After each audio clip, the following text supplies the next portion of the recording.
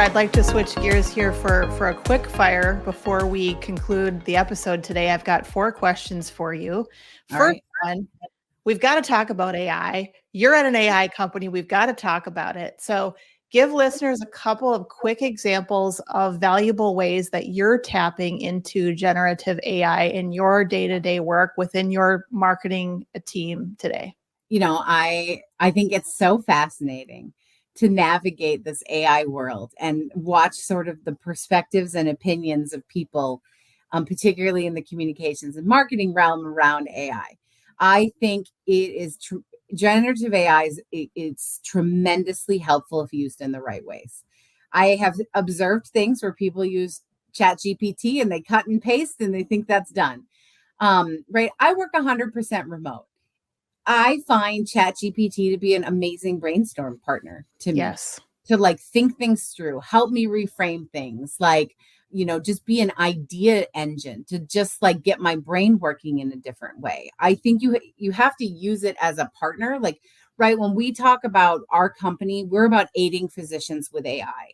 We are not about replacing physicians with AI. And right. I think you have to think about it in the same sort of regard. AI is not leaving. I think it will, though, quickly remove marketers and communicators who are not willing to use it, because it can increase your capacity to create. It can help you think of things that you weren't considering.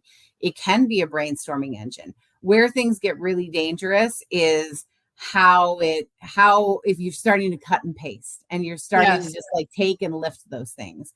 And I know there's a lot of discussions right now around copyright and who owns what. And so you have to be really cognizant and aware, but I think it can be a tremendously powerful tool if you're using it in a thinking, brainstorming capacity.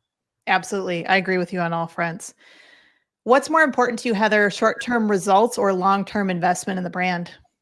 Oh, that's such a tricky one. I know, trick question. For me, where we're at right now is long-term investment in the brand, because I feel like it's other teams' responsibilities to produce short-term results and really build that pipeline. For me, brand investment, though, right? Building that brand, it takes a bit, but once you have that established brand, it can accelerate things even faster. But brand building is a long tail strategy, and it is a strategy that is not for the faint of heart and does not happen overnight and requires resilience and discipline. But I think it pays off in spades in the long run. Yes, I agree with you so much. Brand leaders unite, right? It's the long-term investment in the brand, definitely needed. And it's not just your logo. Correct. Which is so many people think. How do you stay current, Heather, on trends and your own professional development? Do you have some go-to resources that you turn to help you stay current? Yeah, I mean, I'm a consumer of information, so I think though LinkedIn can sometimes be a little bit like high school, virtual high school, I do think there's a lot of information you can still find. I'm an avid subscriber of the Harvard Business Review. I think the Harvard Business Review gives great purviews into marketing and into business strategy.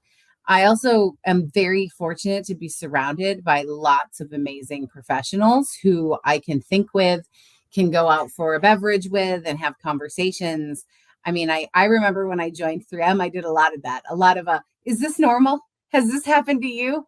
Because I had friends that worked at big major companies in the Twin Cities, and it was helpful to just have sounding boards. Yeah, to feel seen and heard. Yeah. And learn from and to pressure test stuff. Am I coming at this wrong? Should I be thinking about this differently? Yeah, I love that. I love that sort of embracing that, always learning. And I mean, that's really sort of how we landed on the title for this podcast series as well. The Collective is, I think we're all in this together, and we can share a lot of wisdom from, being in the trenches and all the different experiences that we've all had. Last question. What's the best podcast episode or book on either leadership or marketing that you've consumed recently? I really like Todd Henry, and he has a podcast called The Daily Creative, and they're really short episodes, but he talks about how do you continue to be a creative engine in your organization, and ways to sort of unleash creative strategy, because creativity can become really stymied, really flat, It can be really hard and exhausting to always be the creative one in an organization. I mean, I think creativity sits everywhere, but I think often marketing and communications people are looked at being the creative engine. And so that's a really helpful podcast in just understanding like how you can unleash creativity. A lot of the things that he's done have been fantastic, and just how to just create and hone a more creative muscle in your brain.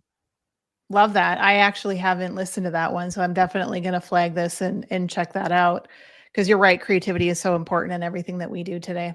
I also think it's important to not always consume marketing and Yes. communication, because I think creativity can come from all sorts of places. I'm a big listener to Smartless. I think Smartless is just such a fascinating journey that has started. But listening to all of these different people who live in the creative arts world and sort of where they find inspiration, how they think. I mean, I think you can find ideas anywhere. And I think it's really important too to find things that kind of light your fire and enable you to feel a connection and drive inspiration. And there are people in this world that are just born storytellers, right? And I think looking at a series like Smartless is a great example to surround yourself and listen to how people tell stories, right? And are fascinating is just incredibly valuable for those of us who are in marketing and tell stories for brands, because you want your content to attract people emotionally, right? And I think that we can find great storytellers from all different industries. Yeah. I mean, right. Look at the absolute huge consumption of murder mystery podcasts. Like there's a reason those are so highly consumed. It's a great story. Like ultimately, that is what we're trying to do. I firmly believe we're more effective when we don't try to sell stuff. We actually just try to tell stories.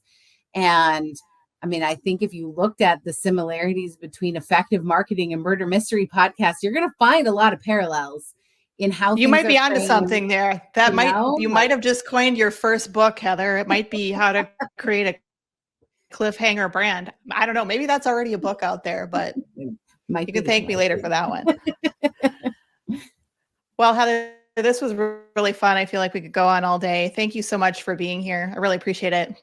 Yeah, thanks so much, Sarah. Really appreciate the conversation. How can listeners get in touch with you? So you can find me on LinkedIn. That's probably the best place. I also have, if you live in Minnesota and like restaurants on the east side of the city, I have a very nerdy hobby of talking about the East Metro restaurants. So you can find me on East Side Eats MN as well if you want food content.